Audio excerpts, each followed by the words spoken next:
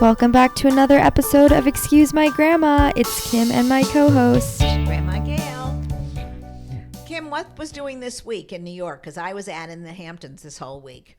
We have to wear masks in my building again to go to the gym or anything like that. Well, we might have to go back to last winter's mode of apparel. Yeah. The mask is going to become a big accessory again, unfortunately, because of this variant, because people are not being vaccinated. It's just funny because everyone at like bars or parties will be like, COVID's over, ha ha ha. Well, and it's then not over. It's not over till the fat lady sings, and it's certainly not singing yet. Right. So any fun place that you went to? Yes, I went on a date to this restaurant that was 7 courses. It was very fancy, very nice. Oh my gosh, 7 courses. Yes. And What was your favorite? It had actually just opened last month, I think. There was a very good, it was a breakfast taco kind of thing, but it was a Japanese restaurant. So it was... Japanese take on a taco. I guess. Yeah, which was very good. Oh, it sounds delicious. Well, the highlight of my week this week was that I went to 2 places and they were all out of pizza. I never heard of a pizza restaurant that was out of pizza, but they said they can't get enough people to work and make the dough. So they're not making pizza. That's weird. I said, well, what are you making? They said, well, we're making pastas, but not pizza dough. I guess maybe it takes too long to cook the dough. They don't want to bother with it. It's too labor intensive. And really, they're having a problem out east here finding people to work in the restaurants. So, and I think the same thing actually is happening in New York as well. So it's pretty amazing. Yeah. I think we just have food on our mind because of our episode last week with Jeremy Jacobowitz, the food blogger. I loved him, and I'm sort of looking for the different kinds of places to go to. I haven't found any since out here, especially there's it's not too exciting as far as food menus here. Well, we'll go to the restaurant he recommended to us in the episode, and we'll let you guys know how it is. We're going to do a day in Brooklyn. I think we should do a day in Brooklyn, lunch and dinner. And in between, we could just Grandma walk goes around. to Brooklyn. It's like Gidget takes Rome. I think that would be really fun. So let's put that on the calendar for the fall. So this episode is all about shooting your shot, which basically means... Not basketball. No. In dating, it means making a move on someone and giving it a try, even though, you don't know what the outcome is going to be. So I wanted to do an example before getting into the episode with our guests. This guy who sent me a message on Instagram who shot his shot in a way that I have not seen before. He sent a resume, but about his personality. So here, see, it's like a resume, but it's not a work resume. He thought about it. All right, let's hear what he had to say. Okay, so he wants to be named for all of you guys because he's really he seems like a really positive, nice person, and he's always looking to meet new people. So his name's Brandon Cohen, and on Instagram it's at BCO04. And this is what he said. So he lives in the East Village in New York City. So he has a pros list and a cons list. For pros, it says, pride myself as being romantic and always caring and thinking about other people's feelings. Silly enough to make a dating resume to try to get the girl. Emotionally available. Passionate about my writing and eager to talk about our respective passions. Still on good terms with everyone I've dated. Oh, he sounds very nice. Sounds nice. Sounds good. Cons. Silly enough to make a dating resume to try to get the girl. So that's both a pro and a con. If you're looking for a super strong, tough macho man, that is not me. My mom does not like me, but all other moms do. I make TikToks, ironically, though. What do you think of those? Oh, well, I think he's cute. He sounds cute. I don't know. He sounds a little desperate. You think if he's so good, I don't know why he has to pitch himself in this way. But maybe this is the way everybody seems to be doing it nowadays. So, nobody's making an actual resume, but I guess a dating app in a way is a resume, right? Exactly. And he's very organized, and I think some of the girls should call him up. This is the funny part to me. Then he has his recent dating experiences with the dates of how long the relationships were. Well, I don't think we should get too personal. Right. So do you think maybe that should be taken off the resume because if he's going to send this around, like that's something you want to tell the person like later down the road. Or that it's really nobody's business about his past dates. He's just, I think he's just available, and that's the bottom line. So he's trying to, he's actually shooting a shot with his resume. This is so funny. Like he says, so summer relationship is one of the relevant dating experiences.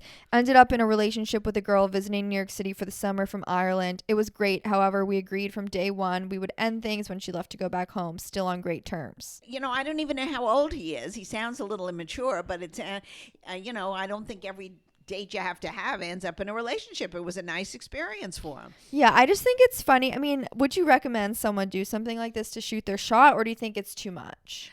Well, I think it's almost the same thing as going on Hinge or Bumble or whatever those other dating apps are. It's a similar thing, and maybe he thinks he's going to get more exposure this way. So yes, anyone who is interested in getting to know Brandon, and clearly he's a creative guy, you can check him out on Instagram at BCO04.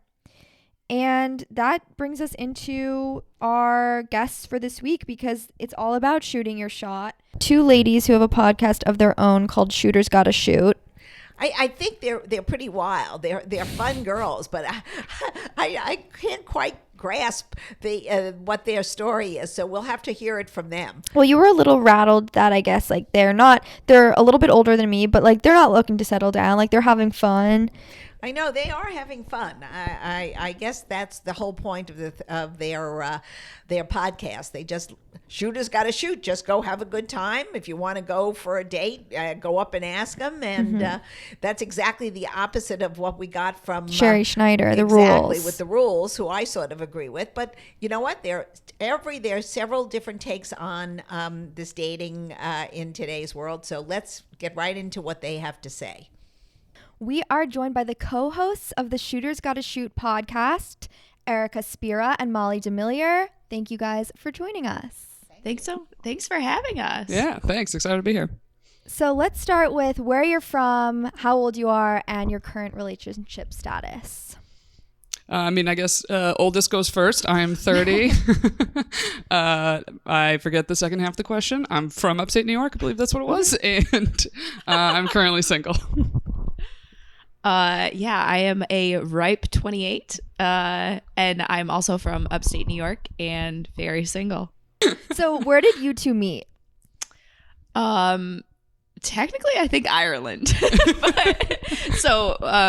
Our families have known each other forever. Erica's dad was my basketball coach when I was like 15, but we weren't actually on the same team. Our dads just became really good friends through that, and so they stayed close. And my dad's a travel agent, so I think it was like we were both almost out. I was going to my senior year of college. Erica was out of college, and my dad was doing a tour to Ireland, and all these families from my hometown went, and Erica's family came along, and we end up actually finally meeting in a bar in Dublin. Well, thank God for that, because now you started this amazing podcast together. Tell us about how that was like conceived. Well, in that bar in Ireland, and I go on this trip, and everyone's in a relationship, like except me and Molly.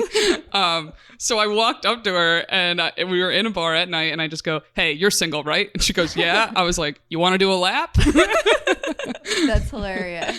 So Grandma, a lot of the time, like in a bar, when I do this with friends and everyone does it, like we're like, okay, let's do a lap. And like I can spend my whole night just doing a lap. What is a lap? Like you just walk around the room, suss it out. Like who else is like single? Maybe are there any cute guys or girls? Like that's usually how it goes. And sometimes it's just like you don't even stop and actually like chill. You just are constantly like, okay, let's do another lap. Let's do another lap. Like a horse going into the stable around and around. This is really bad. Did you guys meet anyone that night? That's They met each other. So the podcast is called Shooters Gotta Shoot. Explain to our listeners like what that phrase means. Well, it's a basketball term. It was something that my dad always said to me, because I was a 3-point shooter, and I would always get in my head, and when my shot would go cold and I would stop shooting. And so he would say to me, he was like, well, really, like, you can't do anything else. So, like, they're not going to put you on the court. Like, a shooter's got to shoot. You got to go through every miss because you're going to eventually make it. And so then, you know, just being former athletes, whenever we would want to, like, egg each other on or, like, give the other person confidence to go talk to a guy or really do anything, you know, take a big risk, Erica and I would just say to each other, well, shooter's got to shoot. So then it just, it fit great for the show. Yeah. Or it also applies to when, you know, Molly will be like, I kind of want to DM this guy. Should I? And I'm like, shooter's got to shoot, which just means even if I say you shouldn't, you're going to do it anyway. And you miss 100% of the shots you don't take. Yes. Exactly. So I'd say that and combination of like, I mean, Grandma will know. I bet back in your day, they were like, never initiate with a man, right? The man's got to do the pursuing, all of that. And it's still to this day, all the advice for women typically says that. And we're like, you know what? We're like, you can initiate and get out there and make something happen. So. Well, it was interesting because we just had the author of the rules, Correct. like Sherry Schneider. You had and I know her you guys on? have, yeah. God. and she was great, but she was really very good. Of course, I happen to agree with her. So you're on the other flip side of it. And I think what happens in a lot of things, the girls today are intimidating for the men. So it's very hard for the guys to really step up to the plate because the girls are doing the stepping. So I'm not sure I sort of I'm on the same page as you guys in this. So Funny, you got to her talk to Kimmy. You got to talk to Kimmy. Well, on I'm this. still undecided. Like, I could be swayed either way. I don't know which one is more effective. Like, do you guys have testimonials to when shooting your shot has actually worked out, like, effectively? Yeah. Yeah. A good DM slide works every time. I love a move on Instagram when you see that a guy is out or like doing something and you reply to his story. And like, especially like if I'm out too, like I go out drinking a lot. So I'll see that someone is at a bar in an area, might not even be that close to where I am, but I'll say that it is. And then all of a sudden you end up having a conversation and, you know, they might end up at your bar, or, you know, get the invite to go over to where they are. I feel like 9 times out of 10, it works pretty well. But does it work to become a relationship? That's what I was going to say. No. I mean, I understand that it's working. It's working to have a drink and perhaps hooking up, but it is not working to have a long-term relationship where you're sitting down and having breakfast together. No. No, that's what I was afraid of. Yeah, I would say my relationships, the guys have pursued me. But I will say, I feel like in my relationships that I've had, I've been not really myself. Like I've been a lot more just like quiet and docile. And then I kind of get to this point where I'm like, oh, they don't really know the like funny, outgoing side of me because they were the one who initiated all of this and they kind of see themselves as more of the dominant person. And then we get to this point in the relationship where like I'll say something or like I'll be out with friends and they're like, oh, like you're actually like really funny. I'm like, thanks. Well, somebody will get you. Somebody will eventually get you and think you're very funny. Don't worry. Thank you. I hope.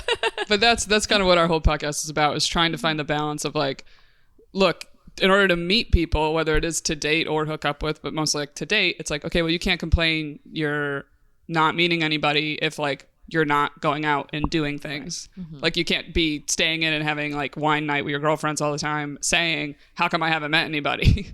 So it kind of is this weird balance of like, I do think you can initiate and it turns into a relationship, but it's an art of like, how do you just open the door and let someone know you're interested?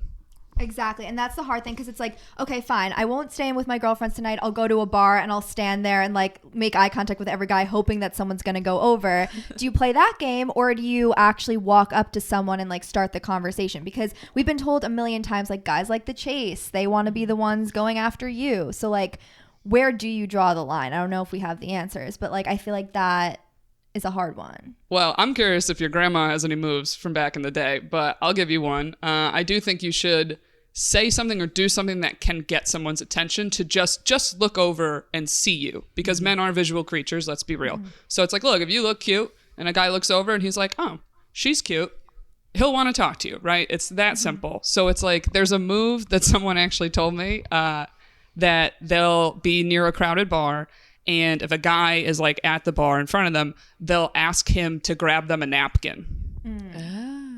They'll just be like, oh, excuse me, can you just grab me a napkin? And it's like, oh, sure. But it makes them turn towards you. It makes them look at you. And it's also giving them an opportunity to be like, oh, what's your name? Or you could just be like, oh, by the way, I'm Erica. Like, thanks. You know. That's very good. I like that. I mean, once you said to me when I asked you were like, just spill a drink on them. And I was like, we're not. And like, Well, I really don't think there's too much bar scenes in these stories. okay, do you have an idea of where I can meet someone? Yeah. You have enough people on your schedule. I'm not worried about you.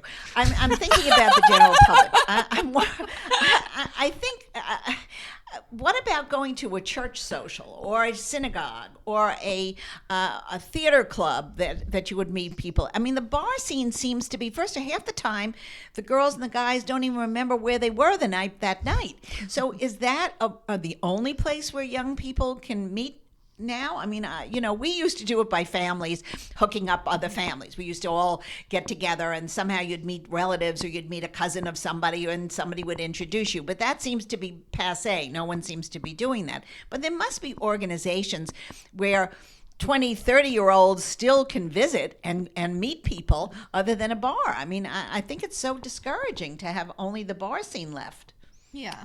I mean, I think if on Saturday night I was going to go to like Temple instead of like, you might meet a lot of nice people. I don't know how many people are doing that are like, just because it's on Saturday night, why would you, like that, the norm they don't now. Go Saturday night. Okay. They go Friday night. So you've already messed it up. That's why you're not going to meet anyone. Saturday night, everybody's finished.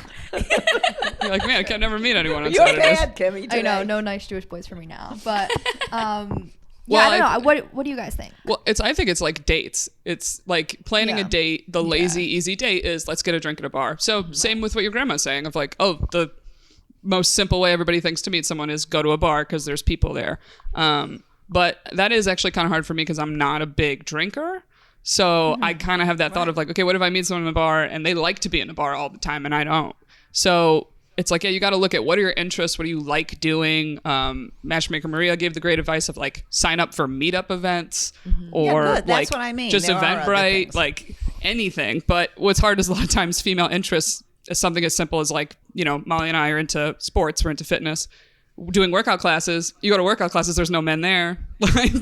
So that's also kind of where you have a little bit of a struggle. I'm curious, Grandma, what was like one of the best dates you've been on that wasn't like having a drink in the bar then? Like, have you ever I never been on had any... a drink in the bar. That was never, for ever a date? something I did.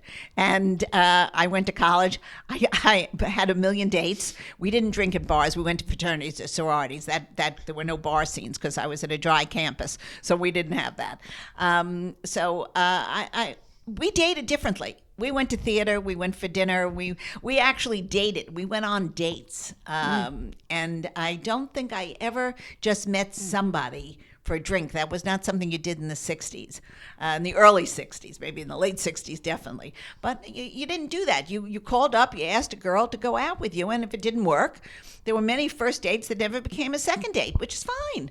See, I think the problem is the bar scene, you almost don't ever get to the second date because it's really not a first date. It's a nothing. It's a drink, and maybe it's sex.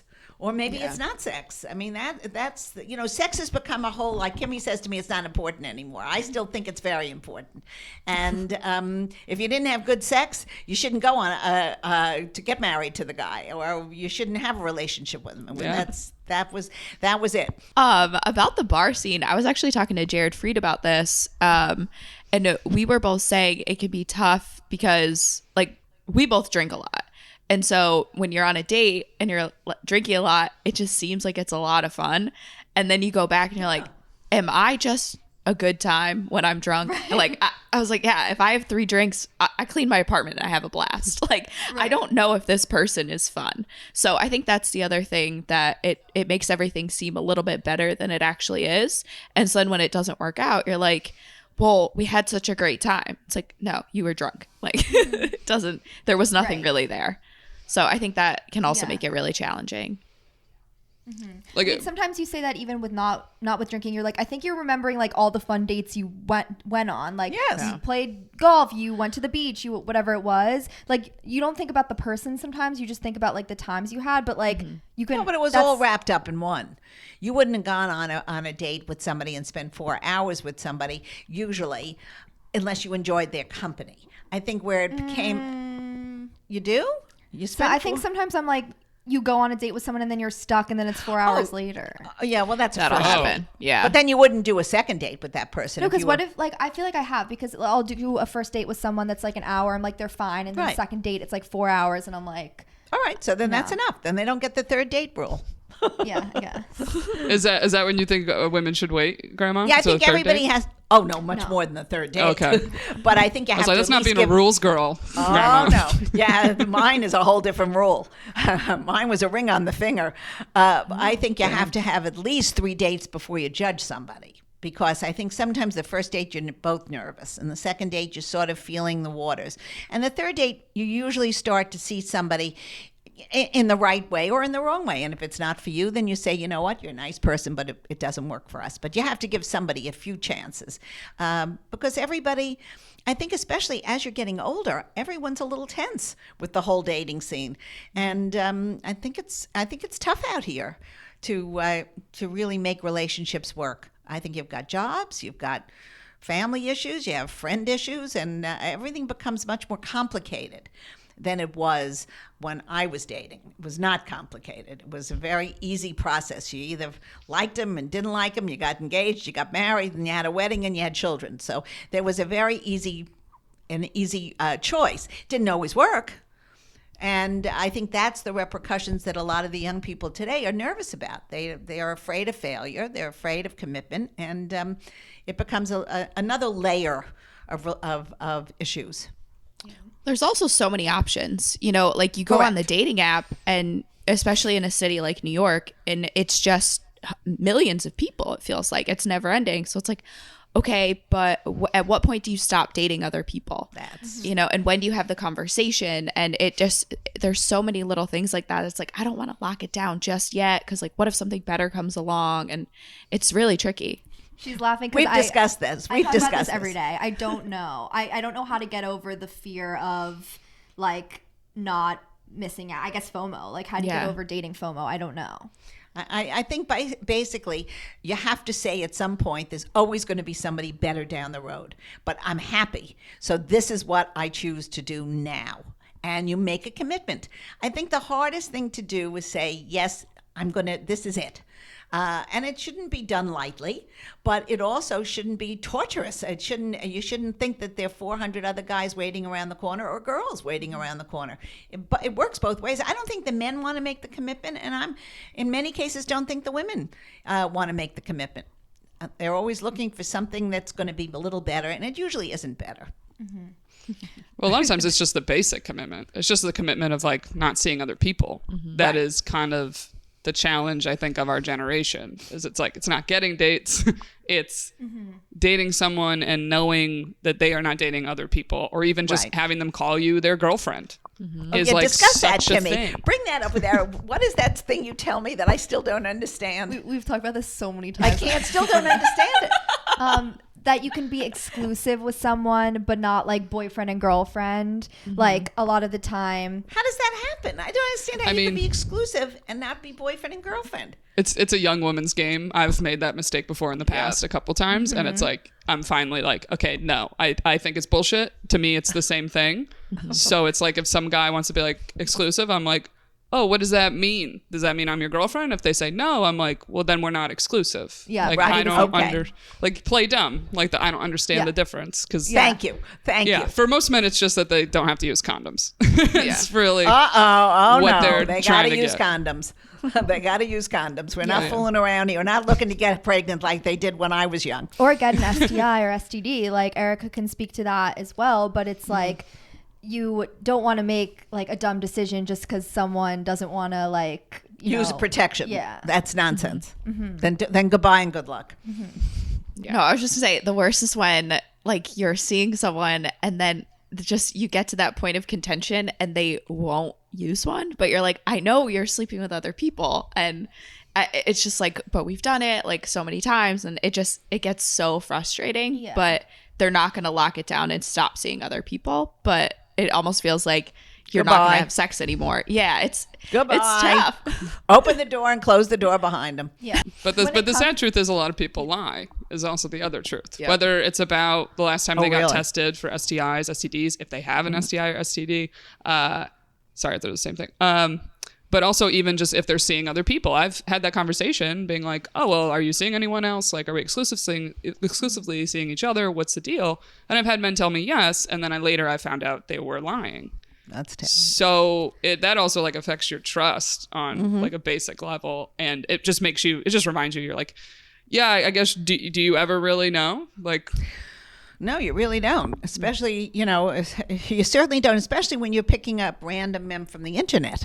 I mean, it's one thing if you knew them from your hometown, but when you're picking up guys, Someone from your hometown could have the same thing. No, but then you know how like that you you can trust would them check more, them yeah. up, that you would know if they were dating somebody else, if they were living in your town, if they're coming in from out of town and all of a sudden they're wildly in love and they're telling you you're I think the you only could live one. under the same roof as someone and not know. Well, what they're maybe. up to, Could be. I don't know. So basically, don't trust anyone. No, let's not be that. no, it's more you have to trust your instincts is what it is. Yeah. Right. Yeah. Your common sense. Anytime something like that has happened to me, I've always had a gut feeling and like not listened to it, and then later looked back and been like, I knew there was something off. So like yeah, you do have to trust your gut, because like I don't like I think your instincts are usually pretty spot on with that kind of stuff. Yeah, I like to ask all of our guests this, but like, do you have pressure from your families or your parents or your grandparents about settling down and like starting a family, or not really? Somewhat. I think there's a lot more pressure they want to put on me, but they are hesitant to put it on me. Like example, I had my mom brought up like freezing eggs, which it was so funny that I heard people joke about it, and I thought it was kind of just a joke. And I'm like, oh no, that's real. Apparently, when you turn 30 as a woman, everyone's concerned about the eggs. I don't have it as much. I'm kind of a unique situation. I was a pretty like serious oopsie baby. My mom was 40 when I was born, and then also so was my dad. His mom was 40 when he was born, and he has one brother who's 16 years older. So I'm kind of like from this family of just people settling down when they were older. And also I think my mom was 31 when she got married, and that was old in that time. it was, yeah. And she had a sister who's like 15 months older than her, and she got married at like 21. So she was kind of that person in her family of like, what you doing? What's going on? And so I think like I've just never really had that pressure. And then also everyone just like, yeah, I think like 40 is probably when I'm going to have kids, and it's going to be fine. So, my dad did it in or my grandma did it in the 50s. And so. Yeah. I'm very different from my parents. They were married at 23. They're still together. My mom was similar to you, of waited till marriage to have sex. So my dad's the only person she's been with. It's like a very different life. And I knew at a young age, I was like, I'm not going to be you. Like that's not the exact path I will be taking. No offense. No, she probably is happy you're not taking that path. That's all right. Right. But that's the thing, is it flips between one minute she's like, I like that you're picky. You should be picky. You deserve someone great. You shouldn't just settle for some guy. And then the next minute she's talking to me about the egg thing. So it's well, like, that's like you're picky, but why are you picking the wrong people? Like, yeah, it's like You're not picking the ones I like. I want to end it on like, if you've ever gotten a piece of advice from a parent or grandparent or parental figure, either about dating or not, that kind of like stuck with you throughout the years that you can share.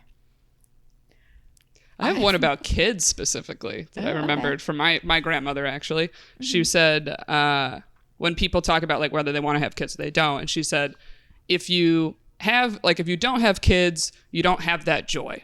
Like you don't have that joy in your life of having children. She said, but if you don't have kids, then you don't have that worry. And she's like, you will always, like when you have a kid, you're always going to have joy, but you're also always going to have that worry, even when they're like moved on out of their house. I don't know. What about you, Molly? I mean, mine was kind of funny.